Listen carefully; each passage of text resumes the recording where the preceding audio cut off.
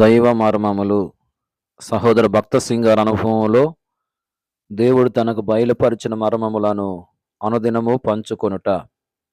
December 9 ఈరోజు వాక్య భాగము 7 నక్షత్రములను దేవుని 7 ఆత్మలను గలవాడు చెప్పు సంగతులు. ప్రకటన గ్రంథము 3వ అధ్యాయము 1 వచనం. సార్దీస్ సంఘ కాలము సంఘ చరిత్రలోని 5వ కాలము. చరిత్రాత్మకముగా ఇది సంఘ విప్లవమునకు చెందిన కాలమై ఉన్నది. ఏలయనగా ఆ దినముల్లో రోమను కథలొక్కు వారి పద్ధతులు ధిక్కరించబడెను. జీవించుచున్నారన్న పేరు మాత్రము కలిగి ఉండిరి గాని వారు మృతులుగానే ఉండిరి. ప్రకటన 3వ అధ్యాయము 1 వచనం.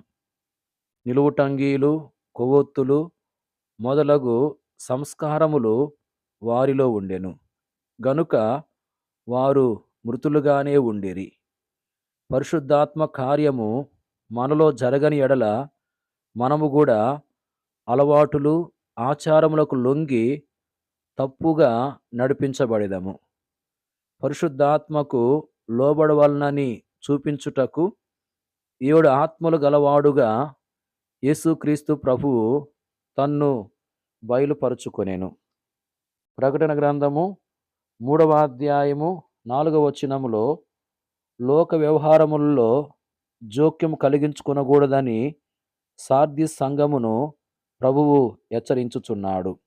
విశ్వాసులను అపాయకరమైన ప్రమాదములోనికి నడిపించున్నది లోక స్నేహమే.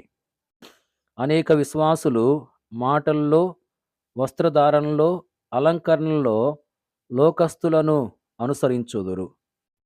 శరీర సంబంధమైన వారి అపవిత్ర ప్రవర్తనను అసహించుకొనవలనని యోధా పత్రిక 23వ వచనములో దేవుని వాక్యము చెప్పుచున్నది. లోకమును అనుసరించి వారు హృదయములు అపవిత్రతతో నిండియుండును. మన సౌందర్యము దేవుని పరిశుద్ధతయే. దినవృత్తాంతములు 1 గ్రంథము 16వ అధ్యాయము 29వ వచనం. పేతురు రాసిన మొదటి పత్రిక 3వ అధ్యాయము 2-5 వచనముల్లో నిజమైన సౌందర్యం యొక్క రహస్యము వివరించబడినది. జయించు వారికి తెల్లని వస్త్రము ఇయ్యబడినని వాగ్దానం చేయబడినది. ఈ తెల్లని వస్త్రము పరలోకపు సౌందర్యమును సూచించుచున్నది.